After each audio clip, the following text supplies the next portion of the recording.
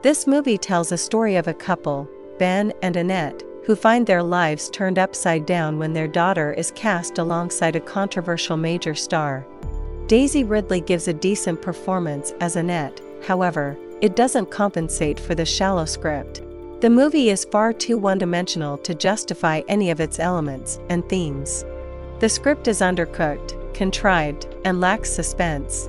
The movie hinges on a reveal, coupled with a clunky flashback ending that shows the viewer what was really going on. This is a movie cliché that is seldom done well, and this is no exception.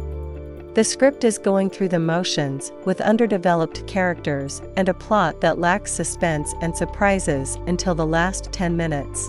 By then though, it's simply too little too late. To make it worse, when the movie finally shows its cards, its hand proves underwhelming, as the entire thing rests on a twist that's not very difficult to guess. The more we learn about Ben, the quicker we conclude that the loss of him would only benefit Annette. He's awful, and the ultimate gaslighter, and therein lies the biggest issue of the narrative. He has no charm to position himself as a fun villain, nor the relatability to position himself as a flawed everyman. He's so easy to loathe that loathing him isn't even that fun. There is nothing in any way redeeming to Ben. Villains without nuance may pose no less a problem to the protagonist than those with more gradations of both good and evil, but in a drama they merely bore. Likewise, Alicia is presented not as a woman on her own journey, but as a symbolic ideal for Ben to project his aspirations onto, or for Annette to compare herself against. As Ben and Alicia's flirtation heats up over text, Alicia is increasingly portrayed not as herself, but as Ben's fantasy of her. This leaves only Annette to navigate the movie's deeper psychological waters, with rather disappointing results. We understand Annette perfectly well as an unhappy wife and mother, however, the deeper hows and whys of her life are left unexplored. The script does not let on what Annette ever saw in Ben, what she stands to lose if he leaves, or what she hopes might happen instead.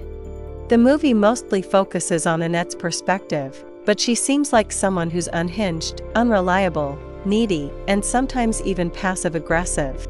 She lacks the emotional maturity to sit down with her husband and talk about her suspicions and feelings. Even the scenes of Annette apparently cracking under pressure feel as though they could come from any script about a frustrated wife. There's little about them that registers as notably odd or specific to this individual. This approach robs the movie of basic emotional stakes. We're left to wonder who Annette even is, beyond a vague representation of every wronged woman, as she seems to be a composite of every wronged woman. What she ever saw in Ben that made her marry him is never broached. Meanwhile, we're asked to hang on until the third act, to see how she will get back at her husband.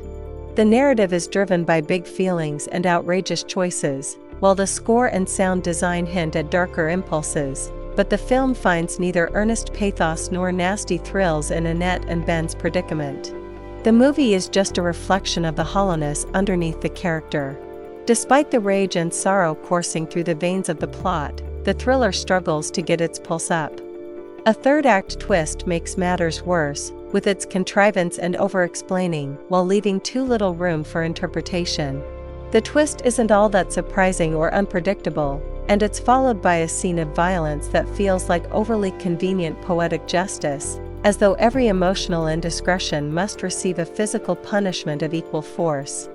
The twist and physical comeuppance don't add anything good to the movie's conclusion. Instead, they only emphasize how undercooked this low-grade thriller is.